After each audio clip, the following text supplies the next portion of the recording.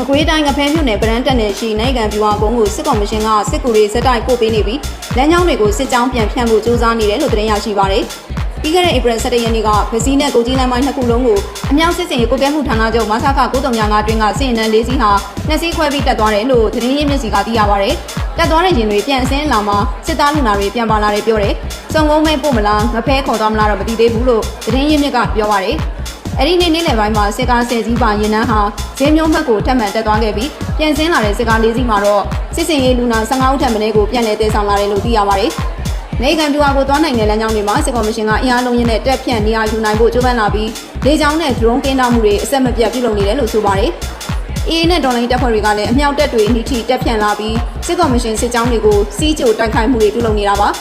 အေယာဝတီပဲခူးမကွေးနဲ့ကြောက်ဖြူတို့ကိုစစ်ကော်မရှင်ကစစ်ကူတွေပို့လွှတ်နေပြီးစစ်မှုရန်တင်နန်းစင်လူသစ်တင်နန်းသားအများစုကိုအသုံးပြုနေပါတယ်။